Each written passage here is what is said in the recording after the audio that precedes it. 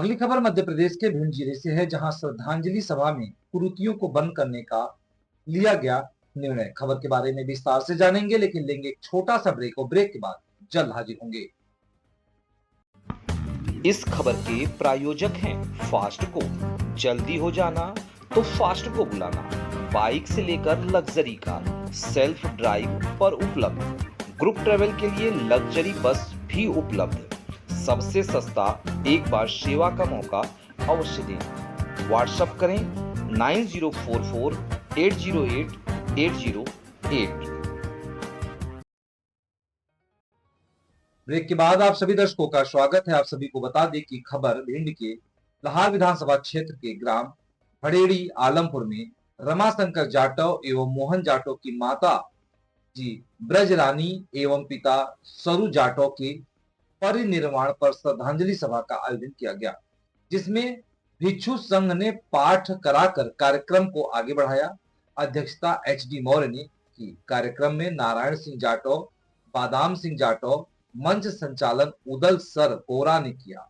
वक्ता के रूप में उपस्थित बीरू धनोलिया सोशल एक्टिविस्ट ने कहा कि महापुरुषों ने सबसे पहले कुरीतियों को बंद करने का काम किया है और हमारे राजा महाराजाओं ने और सभी महापुरुषों ने भी शिक्षा पर काम किया है, जिसमें नालंदा विश्वविद्यालय, औदंतपुरी विश्वविद्यालय, विक्रमादित्य विश्वविद्यालय जैसे कई विश्वविद्यालय की स्थापना की गई एवं महात्मा ज्योतिबा राव फूले, सावित्रीबाई फूले और बाबा साहब ने शिक्षा पर ही काम किया।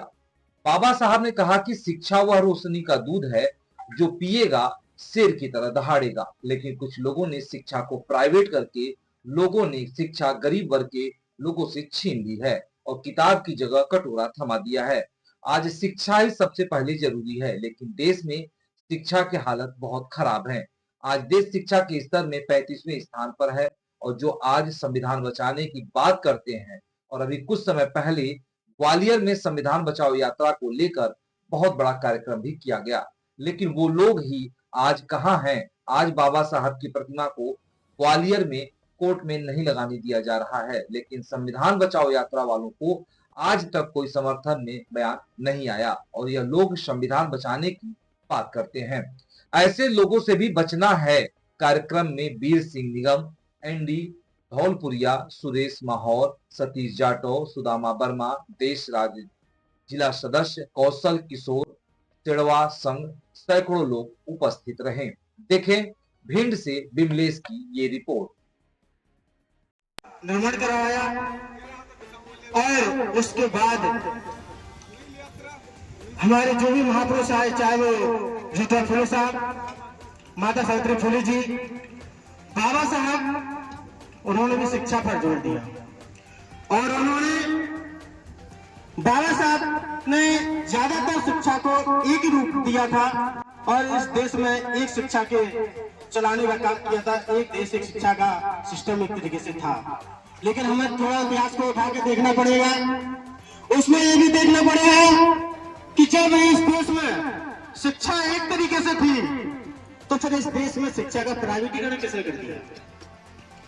आज अगर हम देखते हैं तो शिक्षा का प्राइवेटीकरण होने से, क्योंकि आज हमारे बच्चे शिक्षित नहीं हो पाते हैं। खासकर मैं मानता हूं कि ज्यादा से ज्यादा इस समाज की बात करते हैं तो कुछ % लोग ही सक्षम हैं, लेकिन ज्यादातर अभी गांव में निवास करते हैं और उन्हें एजुकेशन की बहुत जरूरत है, लेकिन उन्हें सही रूप में एजुकेशन नहीं मिल पाती है।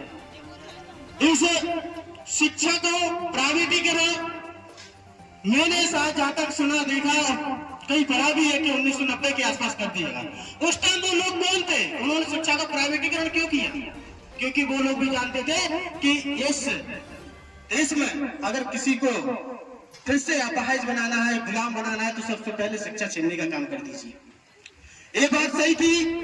उसके बाद अब आगे आते उसी को दोहराते हुए कुछ लोगों ने एक सिस्टम और चालू कर दिया। इसके साथ साथ मिड डे मील चला दिया, यानी कि बच्चों को किताब की जगह उन्होंने क्या थमा दिया? कटोरा। और खासकर अभी कुछ समय पहले एक और आया था नियम कि आपको क्लास 1 से लेकर के 8वीं तक बच्चों को पास करना है, कुछ भी हो जाए, उन्होंने चाहे छुटवा बड़वा ही क्यों ना आता, पास करना ही करना है, क्योंकि जब वो 9th और 10th में पहुंचेगा, बोर्ड में पहुंचेगा तो वो पास होगा नहीं। और वो एजुकेशन कौन करेगा, क्योंकि जो हमारे बच्चे गांव में हैं तो वही पढ़ेंगे, क्योंकि उनके बच्चे तो अच्छे अच्छे स्कूलों में पढ़ रहे हैं। लेकिन उन्होंने क्या किया, जब ये सिस्टम लाया और आज जब हम देखते हैं कोई भी बच्चा जब स्कूल में हो और खासकर मंगलवार का दिन पड़ जाए, और क्या कि हमारे जो लोग हैं वो लोग ज्यादातर मजदूरी किसान हैं, वो लोग तो किसानी के लिए मजदूरी के लिए निकल जाएंगे, लेकिन वो बच्चे से जरूर कह के जाएंगे बेटा कटोरा रख लेना। ये बात बिल्कुल जहां तक मैं देखता हूँ ये सत्यता है। और जब वो कटोरा रख के ले जाएगा, जब वो स्कूल जाएगा, तो आप इस चीज को ध्यान रखना कि वो छोटा सा बालक, उसका दिमाग कहां पर लगा होगा उस टाइम, उसका किताबों दिमाग नहीं लगा होगा, उसका दिमाग से नहीं लगा होगा कब खीर पूरी आती है मैं खाऊंगा। क्या इस तरीके से एजुकेशन सिस्टम बढ़ेगा? बिल्कुल नहीं बढ़ेगा। हमें इस चीज पर बहुत ज्यादा मंथन करना है कि एजुकेशन सिस्टम बढ़ेगा कैसे, और एजुकेशन सिस्टम को खत्म किसने किया है और आगे खत्म कौन करना चाहता है। अगर हम बात करते हैं संविधान की और संविधान बचाने की, तो संविधान बचाने तो बहुत लोग आते हैं, पैरुपिया बनकर भी आएंगे, ऐसे लोग भी आएंगे जो बचाना चाहेंगे, और ऐसे लोग भी आएंगे जो सिर्फ आपका वोट लेना चाहेंगे। जब वोट की बात आती है तो वोट लेने के लिए भी कहेंगे कि हम संविधान बचाना चाहते हैं, लेकिन संविधान बचाने के साथ साथ कुछ ऐसे लोग भी आते हैं कि जिन्होंने संविधान लिखने के लिए ही बाबा साहब को किस तरह प्रताड़ित किया। साथियों, अभी हम हाल ही की बात करते हैं, अपने संवाद की बात करते हैं। आज ग्वालियर में कुछ ही समय पहले यह मानते हैं कि इस एरिया में, ये पूरे देश में एक संविधान बचाने का सिस्टम जो चला था, ये चल रहा है। ग्वालियर में भी बहुत बड़ा सभाएं हुई, बहुत सारी चीजें हुई, लेकिन आज संविधान निर्माता की मूर्ति को नहीं लगाने दिया जा रहा है। और जो लोग संविधान बचाने की बात करते हैं, आज तक मैंने, शायद आज आ गया तो नहीं कह सकता, लेकिन आज तक कोई ऐसा स्टेटमेंट नहीं सुना है कि ग्वालियर कोर्ट में जो संविधान निर्माता की मूर्ति लगनी है उसको, उसके ऊपर या उसके समर्थन में कोई आया हो। तो हम कैसे संविधान बचाएंगे? जब हम संविधान बचाने की बात करते हैं, लेकिन संविधान निर्माता को लिए जब स्टेचू लगाने की बात आती है, तो हम उसमें एक स्टेटमेंट नहीं दे सकते। हमें सबसे पहले एक चीज को देखना है। तथागत ने एक ही बात कही थी कि किसी भी बात को इसलिए मत मानो कि किसी ने लिखा है, और किसी भी बात को इसलिए भी मत मानो कि किसी अच्छे व्यक्ति ने या बुद्धिमान व्यक्ति ने कहा है। अपो दीपो भवा। आप किसी भी बात को सुनने के बाद उसको तर्क की कसौटी को उतारो, उसके बाद उस बात को मानो, चाहे वो मैं कहूँ या कोई और कहे या कहीं पढ़ा हो। लेकिन मैं तो एक ही बात जानना चाहता हूँ कि अगर आपको कुछ करना है तो सबसे पहले एजुकेशन के बाद आपको अपने समाज को अगर कुछ बनाना है तो उस चीज का ध्यान रखो कि वास्तविकता में जिस तरीके से अभी हमारे सम्मानित जी कह रहे थे कि वोट की ताकत है, उस वोट की ताकत अगर आपने गलती से गलत जगह कर दी तो ये बात क्लियर है कि आप जिस स्थिति में बैठे हो उस स्थिति से भी कई गुना नीचे पहुंच जाओगे। तो हमें कुल मिलाकर के इस चीज को देखना है और इस चीज को समझना भी है।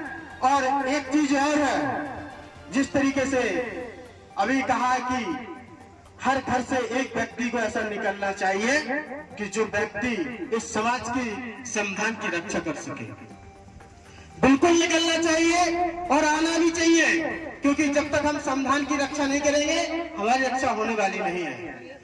दूसरी बात, जिस तरीके से आप अगर ये सोचे कि हमारा निर्माता या हमें कोई चीज या सत्ता सहज मिल जाएगी, तो ये बात आप भूल जाइए कि सहज में मिलने वाली नहीं है, क्योंकि जो भी व्यक्ति सत्ता शासन में बैठा होता है वो ऐसे ही छोड़ने वाला नहीं है। आपको उसकी कुर्सी को पकड़ के हिलाना पड़ेगा, गिराना पड़ेगा, और अगर आई बात तो जिस तरीके से कहा था कि खून भी बहाना पड़ेगा। कोई बड़ी बात नहीं है और ये करना पड़ेगा, क्योंकि शुरू से ही ये बात रही है और आगे भी रहेगी। तो मैं ज्यादा कुछ न कहूंगा, मैं अपने बात को यही विराम देता हूँ। सभी को मेरा जय भीम, नमो बुद्धाय, जय संविधान।